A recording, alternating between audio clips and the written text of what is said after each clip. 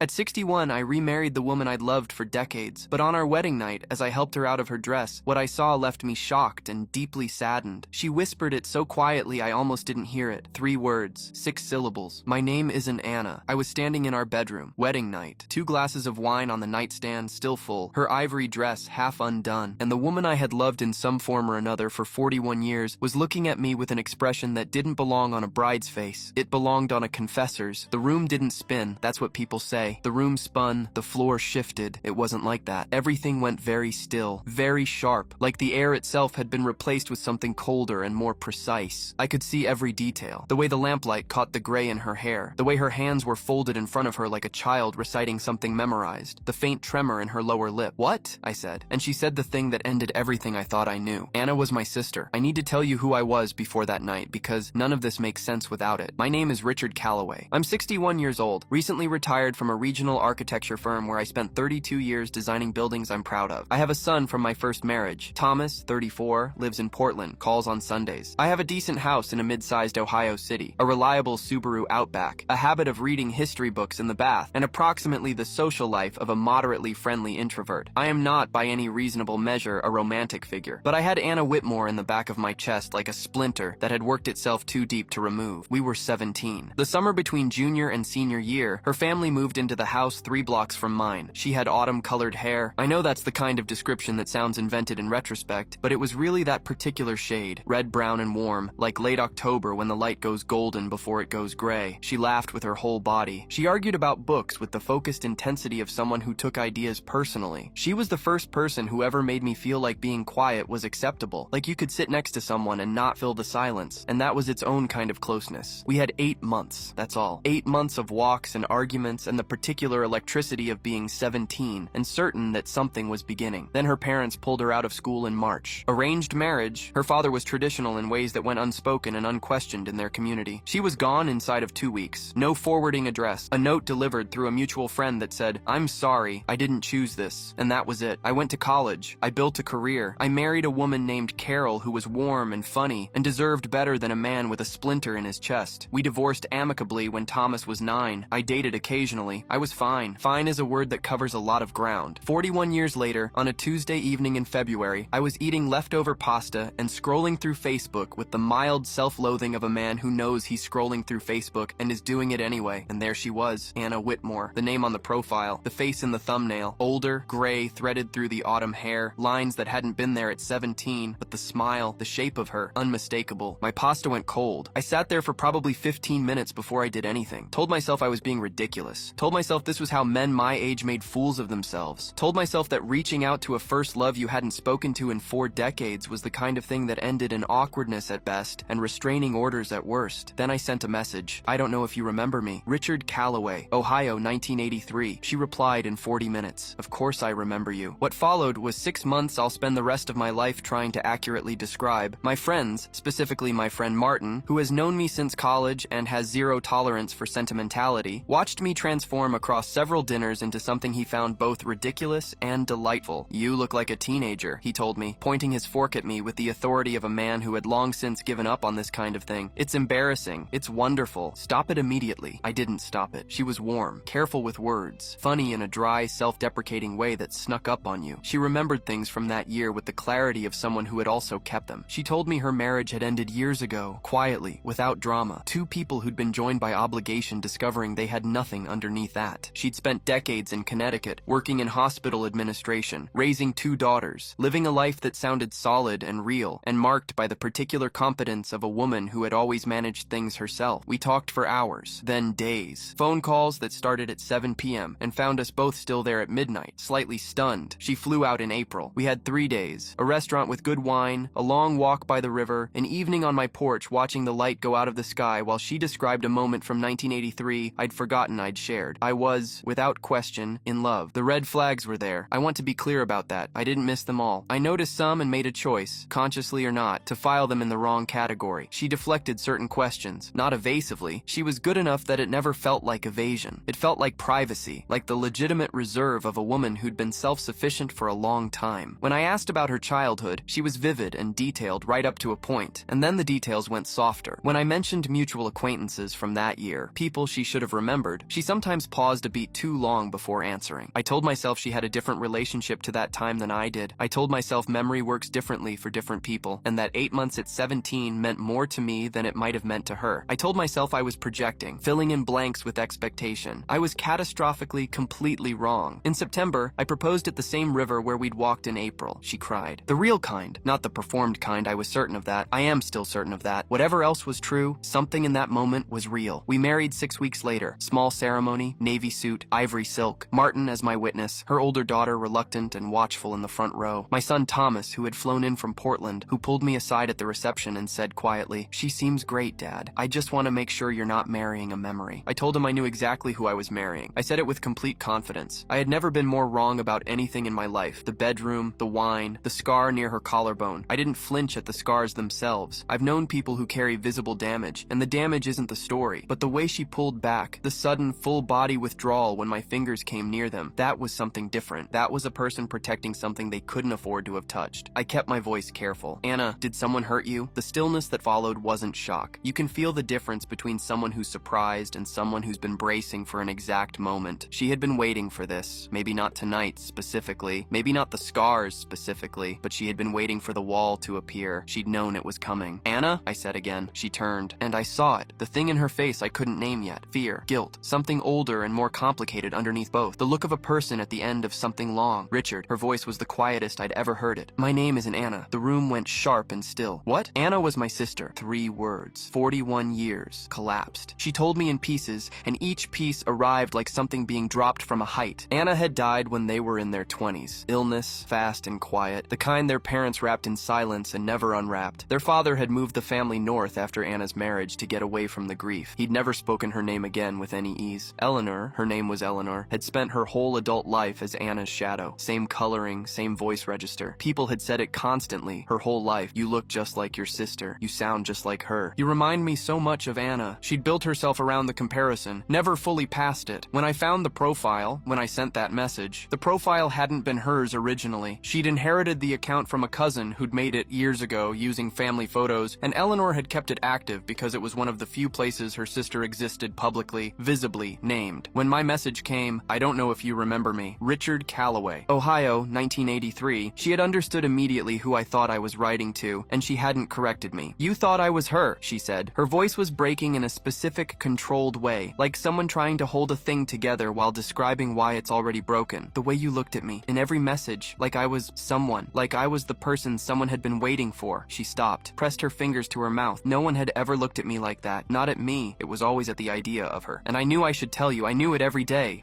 She stopped again. "What's your name?" My voice came out flat. I didn't intend it to be cold. It just was. She lifted her face. "Eleanor." I said nothing. I stood there in my navy suit jacket, still half dressed, in a room that had been a bedroom for 11 years, and now felt like a location where something had happened, and I tried to find a single thought that completed itself. "I just wanted to know what it felt like," she whispered. "To be chosen. Just once. The way you always chose her." I didn't sleep. I lay beside her in the dark, and she lay beside me, and neither of us spoke, and the space between us was wider than any 2 people in a bed should be able to make. At 4:17 a.m., I know because I watched the clock turn, I accepted that I wasn't going to sleep. I got up, put on a sweater, made coffee in the kitchen, sat at the table with it until the sky started to lighten. At 7:30 a.m., I made the call. Patricia Lowell had been Anna Whitmore's best friend since they were 11 years old. She was 62 now, still in Connecticut, ran a small bookkeeping practice, and had married the same man she'd been with since college. She was not someone I knew well. We'd met twice briefly during those 8 months in 1983, but she was someone I knew Anna had loved. Someone who would know the real shape of things. She picked up on the 3rd ring. I told her everything. All of it, start to finish. Standing at my kitchen window while the October light came in at a low angle and Eleanor slept in the room down the hall. Patricia listened without interrupting. When I finished, there was a silence that lasted long enough that I checked the phone to make sure the call hadn't dropped. Then she said, "Richard, there's something else you need to know about Eleanor." Her voice was the careful voice of someone who has been sitting on information and has just been handed permission to release it. She told me about James Whitfield, a retired banker in Boston, 64, widower. Eleanor had come into his life 3 years ago through a church group, and he had believed for approximately 8 months that he was corresponding with and then dating a woman who had been his colleague's late wife, a woman who had died. Eleanor had located photographs, stories, had slid into an identity with the practice of someone who had learned the shape of the space beforehand. Whitfield had proposed. Eleanor had accepted. The truth had come out through an old photograph at a family gathering. gathering. A guest who knew the real woman, who took one look at Eleanor and said quietly, "That's not her." Whitfield had not pressed charges. He had paid to have it quietly resolved, the way men of a certain generation deal with the humiliations they can't bear to have named in public. Then there was a man named Gerald Forsyth in Vermont, retired, wealthy, gentle in the way that left people vulnerable. Same pattern, a dead woman's name, an inherited resemblance, a relationship built on someone else's ghost. That one had lasted 11 months before it unraveled. "I always wondered when she'd do it again," Patricia said, not with satisfaction, with something heavier. "I should have, I don't know, warned someone, but warn who? I didn't know who she'd find." I thanked her, hung up, stood in the kitchen for a while. Eleanor was awake when I came back, sitting at the table with her coffee, wearing one of my sweaters, her hands wrapped around the mug, watching me in the way of someone who has run the calculations and knows how they come out. I placed my phone on the table between us. Patricia's final message, text, names, dates, a photograph she'd sent of a small newspaper notice from a Connecticut community paper about a fraud complaint, face up on the screen. Eleanor looked down at it. The color left her face the way tide goes out. "You weren't just a lonely woman looking for love," I said. I pulled on my coat. "You were a woman who'd already done this twice before. I want to be precise about what happened next, because precision is the only thing I had access to. Emotion was there. Enormous, complicated emotion. But I couldn't afford to lead with it. I'd built things my whole professional life. When a structure fails, you assess the damage methodically. You don't stand in the rubble and weep. You figure out what's still load-bearing. What was still load-bearing, I decided, was truth. The entire truth. My attorney, Daniel Park, 27 years in family and civil law, meticulous in the way of someone who had learned exactness the hard way, took my call that afternoon. I'd used him for my divorce from Carol and trusted him completely. He was quiet while I explained. When I finished, he said, "How recently were you married?" "Yesterday." A pause. "Come in this week. Wednesday. We're going to talk about annulment, misrepresentation, and whether what you've described meets the threshold for fraud. Bring everything, the messages, the documentation your contact sent." I brought everything. Wednesday afternoon, sitting across from Daniel in his downtown office with the framed photograph of Mount Rainier on the wall and the coffee that was always too strong, I spread out a 6-month history, printed message threads, Patricia's photographs and documentation, a timeline I'd assembled the night before at my kitchen table while the house was quiet. Daniel read through it with the stillness of someone who processes information by going completely motionless. When he finished, he set the pages down and looked at me over his glasses. "You have a strong misrepresentation case," he said. "The identity fraud element, using a deceased person's name to establish a romantic relationship, has been successfully argued in annulment proceedings. The prior pattern of behavior establishes intent. The question is how loudly you want this to go. What does loudly mean? Civil suit for fraud, potential criminal referral depending on what we can establish about financial conduct during the relationship." He paused. "Did she have access to any of your accounts?" I thought about it. Early in our relationship, I'd added her to a joint checking account for household expenses after she'd moved in. This was standard. I'd thought nothing of it. She had a debit card. Daniel's expression didn't change, but something in it sharpened. "Pull those statements going back to when she received the card." I did that evening. It took me 40 minutes with a cup of cold tea and a growing hollow feeling in my sternum. 6 months of statements. The household expenses were reasonable, but there were 10 withdrawals I couldn't account for. ATM pulls, always under $500 to avoid flagging, spread across 5 months. $4,200 in total. Nothing dramatic. Nothing that screamed. The kind of draining that only becomes visible in aggregate. I printed the statements, added them to Daniel's file. The next week, while I was gathering documents, my son Thomas called from Portland. He'd heard a version of events from Martin, who had called him, I learned, out of a concern he'd apparently been sitting on for some time. "Dad." Thomas's voice was careful in the particular way of a son who loves his father and is walking a line between truth and kindness. "What can I do?" "Nothing yet, just stay available. I'm flying in Friday." I didn't tell him not to. Here's where things became complicated in a direction I hadn't anticipated. Thomas arrived Friday evening. He's a methodical person, takes after me in the ways that are useful, takes after his mother in the ways that are warm. He sat across from me at my kitchen table with a legal pad and the expression of a 34-year-old who has decided his father needs practical help and is going to provide it. "The daughters," he said. I looked at him. "Eleanor's daughters. Have you had any contact with them?" I hadn't. After the wedding night, Eleanor had been staying in the guest room. We hadn't discussed anything formally. We'd simply arranged ourselves into parallel orbits in the same house, speaking in the minimal, careful ways of two people managing a situation. Her older daughter, the watchful one from the wedding, whose name was Carla, had texted once asking how the honeymoon was going. Eleanor had replied with something short and positive. I had not been involved in that exchange. "The older one," Thomas said. "She's been posting." He turned his phone to face me. Carla's Facebook page. Public, it turned out. 3 posts in the past 4 days. Carefully worded but legible in their intent. References to complications in her mother's new marriage. References to a controlling situation. References to her mother being in an emotionally difficult place. Nothing accusatory, nothing specific. dramatic, but a narrative beginning to form, delivered to whatever audience might be assembled. She was getting ahead of it. That was the moment the hollow feeling in my sternum became something harder and colder. If this became a story of a controlling older husband and a fragile wife, Daniel's case got messier. Not impossible. The documentation was strong, but messier. Public perception runs ahead of legal proceedings and drags the emotional terrain behind it. I knew enough about how these things went to understand that the first story to reach people tends to shape how they hear the second one. I called Daniel that evening, told him about Carla's posts. He was quiet for a moment. "Document them," he said. "Screenshots, timestamps, everything. Don't engage publicly. Let me make a call." The call he made was to a woman named Suzanne Merritt, licensed private investigator, 18 years of experience, specialist in identity fraud and civil fraud cases, former insurance investigation consultant. She had worked with Daniel's firm on several prior cases. She was precise, unhurried, and within 48 hours of being retained, had a file on Eleanor that was considerably more detailed than anything Patricia had given me or I had assembled myself. James Whitfield in Boston, Gerald Forsyth in Vermont. A third man, this one I hadn't known about, named Howard Baines in upstate New York, 67, retired contractor. That relationship had lasted only 4 months and had ended when Howard's adult son became suspicious and confronted Eleanor directly at a family dinner. Howard had not pursued any action. He'd been embarrassed. He'd wanted it to be over. 3 men, same pattern. Not identical in every detail. Eleanor adapted her approach, seemed to calibrate to each target, but structurally the same. A deceased or missing woman, an inherited resemblance or access to identity materials, accelerated intimacy, financial access established carefully, in small amounts, never enough to trigger obvious alarms, then a managed exit when the situation became unsustainable. Suzanne Merritt sat across from me in Daniel's conference room on a Tuesday and laid the file on the table with the same flat efficiency with which she apparently did everything. "She's careful," Suzanne said. "The amounts are always under the threshold that triggers automatic fraud review. The targets are isolated enough that cross-referencing is difficult. She's been doing this for at least 8 years that I can document. Do the prior men know about each other? Howard Baines does now. I spoke with him yesterday. He's willing to provide a corroborating statement." James Whitfield was harder. He had resources and a deep preference for privacy. His attorney, reached through a back channel Daniel had, indicated that Whitfield was not interested in becoming part of a public proceeding. He was, however, willing to have his documentation reviewed privately in support of any case that didn't require his direct testimony. That left Gerald Forsyth, 71 years old, living alone in a house outside Burlington, Vermont, with a garden he tended and a quiet life he'd rebuilt carefully after Eleanor. When Suzanne reached him by phone, he'd been silent for a long moment. Then he said, "I've been waiting for someone to call about her." The annulment filing happened on a Thursday morning. Daniel had prepared a comprehensive petition: material misrepresentation of identity, fraudulent inducement of marriage, documented pattern of similar conduct, evidence of financial fraud. He was exact about the charges. He was not cruel, but he was exact. Eleanor was served at the house. She was still living there, had nowhere else to go. And I had not asked her to leave because I was not going to do anything that could be characterized as emotional pressure during an active legal proceeding. That was Daniel's advice, and I followed it. She read the petition in the kitchen. I wasn't in the room. I was in my office with the door half open, listening without wanting to listen. I heard her set the papers down. I heard her go very still. And then I heard her say to no one, "Okay, just that, okay," like someone who has been bracing for a wave and finally feels it arrive. She retained her own attorney, a woman named Sandra Lee, competent and measured, who called Daniel within 24 hours to discuss the parameters of a settlement. There would be no contested proceeding. Eleanor would sign the annulment, repay the $4,200 in documented withdrawals, and cooperate with the civil statements that Howard Baines and Gerald Forsyth were prepared to submit in support of their own potential proceedings. Sandra Lee negotiated hard on one point. She did not want Eleanor named in any criminal referral. Daniel discussed this with me at length. My honest answer was that I didn't know what I wanted. I wanted the truth documented. I wanted the pattern visible. I wanted the next James Whitfield or Gerald Forsyth or Richard Calloway to have something to find if they looked. What I did not want was to be the person who destroyed Eleanor. That's a distinction I've turned over many times since, and I'm still not sure I've resolved it cleanly. She had done real harm. She had done it with intent, and she had done it repeatedly. But she had also sat in my kitchen in my sweater with a cup of coffee, watching me come back from a phone call. And when I laid the evidence on the table between us, she hadn't run. She hadn't raged. She'd gone white and gone quiet and said, "Okay." Something in that okay was the most real thing I'd ever heard her say. The criminal referral went forward, not at my initiative, but because Howard Baines, once he understood the scope of the pattern, wanted it to. He had a daughter close to Eleanor's daughter's ages, and he wanted something on record. I understood that. I supported it. The referral went to a detective, Marcus Webb, 11 years in financial crimes with the Cuyahoga County Sheriff's Office, who reviewed the compiled documentation from Suzanne Merritt's file and the corroborating statements and opened a formal case file. I don't know the current status of that case. I don't follow it. That's Webb's work, not mine. Carla's social media posts stopped after Sandra Lee's involvement began. I don't know what Sandra told her, but the narrative that had been forming in public dissolved the same way it had appeared, quietly, without announcement. Eleanor left my house on a Sunday in November. She was thorough about it, left every room the way she'd found it. Better, actually. She'd rearranged the kitchen in a way that made more sense, and I've kept it that way. She left a note on the kitchen table. 3 sentences, handwritten on a piece of my notepad paper. I know this doesn't change what I did. I want you to know that what I felt was real, even if everything else was wrong. I'm sorry for both of those things. I read it 3 times and then put it in the drawer where I keep important papers that I don't know what to do with. There are things I've had to sit with in the years since this happened, and I'm going to be honest about them, because this story isn't just about Eleanor. I fell in love with a ghost. That's the bottom line. I found a Facebook profile, saw a name I'd carried for 41 years, and I needed it to be her so badly that I didn't ask the questions that were available to me. I could have called Patricia in the first month. I could have found other people from that time and triangulated. I could have noticed earlier than I did that the woman I was talking to sometimes paused too long before answering questions she should have answered without thinking. I chose not to notice, not consciously. I'm not someone who makes that choice and knows he's making it, but the unconscious version of that choice is still a choice. I wanted Anna Whitmore back badly enough that I was willing to take her shape without asking too many questions about what was underneath it. Eleanor found that willingness. She understood it, maybe better than I did, because she'd been living in Anna's shadow her whole life and knew exactly how people received that face, that voice, that resemblance. She knew what it did to them. She knew what it would do to me. That doesn't excuse what she did, but it's the truth of how it worked. My therapist, Dr. Caroline Marsh, 20 years in clinical practice, with a direct style I find useful and a complete absence of sentimentality about difficult truths, has spent several sessions with me on this particular mechanism, on what it means to need something so badly you build the house before you check the foundation, on what it costs and what it might teach to have the whole thing come down. You spent 40 years loving someone you couldn't have, she said during one session, and then someone arrived who let you. What would you have had to give up to ask harder questions? I thought about that for a long time. The answer was everything. I would have had to give up the possibility, and the possibility was the thing I'd been living on. Thomas flew in for Christmas. We cooked badly and watched a football game we were both only half watching, and talked about his work and my work and the book I'd finally started reading. It snowed on Christmas Eve, lightly, and we sat on the porch for a while in our coats watching it come down. He didn't bring her up. I didn't either. At some point he said, "Are you okay, Dad?" I thought about it. "I'm getting there," I said. "That's enough." Martin, at dinner in January, raised his glass across the table and said, "To the most dramatic retirement in Ohio history." I raised mine. I was hoping for quieter. "Clearly you weren't," he said, but not unkindly. I think about Anna sometimes. The real Anna. The one I knew at 17. The one who died in her 20s while I was somewhere in Ohio building a life and not knowing I'd already lost her. I think about what she would have become. Whether she'd have found her way back to someone who loved her the way I'd loved her then. Whether she ever knew at the end that she'd been that to someone. That specific, irreplaceable thing. I hope she knew. I have no way of knowing if she did. I think about Eleanor too. I think about her in the kitchen in my sweater, and the way she said okay when the papers arrived, and the 3 sentences she left on my notepad before she drove away on a Sunday in November. I think about a woman who spent 60 years as someone else's shadow, who found a stranger's message meant for the dead, and who made a choice that was wrong in almost every measurable way, but that contained, somewhere underneath it, something achingly human. She wanted to be chosen. I understand that, more than I wish I did. The annulment was finalized in March. I went to Daniel's office, signed the last documents, and shook his hand. He said, in the way of a man summarizing, "You handled this with more restraint than most would." I said I wasn't sure restraint was the right word. "What would you call it?" I thought about it. "I just tried to see clearly," I said. "A lot later than I should have, but eventually," he nodded. We shook hands again. I walked out into a gray afternoon and drove home. On the kitchen table, in the drawer under the good notepad, is a 3-sentence letter and a photograph from a September wedding, navy suit, ivory silk, that I've looked at exactly twice and don't plan to look at again for a while. The ghost I loved for 41 years is still gone. She was always going to be gone. That's the part I had to learn the hard way. You can't recover what was lost. You can only figure out what's real and hold on to that instead. It's slower. It's harder. It asks more of you, but it's the only way anything actually stands. I got the dog, not a golden retriever. I ended up with a 7-year-old rescue beagle named Frank, who is opinionated and affectionate, and appears to believe the couch is his by natural right. Thomas thinks Frank is the best thing to come out of the last 2 years. He's probably right. I'm reading again. I'm designing again. Small projects, consultative work, the kind that uses everything I learned without requiring me to run a firm. I see Dr. Marsh on alternate Thursdays. Last week, Martin pointed out that I was smiling at something and not performing it. Just actually smiling. He seemed more surprised than me. The woman I loved for 40 years never existed the way I imagined her. The woman I married wasn't who I thought she was. And yet here I am, older, more accurate, in a house with a beagle who has claimed the couch and a kitchen that makes better better sense than it used to. There are worse places to rebuild from. If you made it to the end, you've been sitting with grief and deception and something that I hope felt true. That means something. Hit like if it did.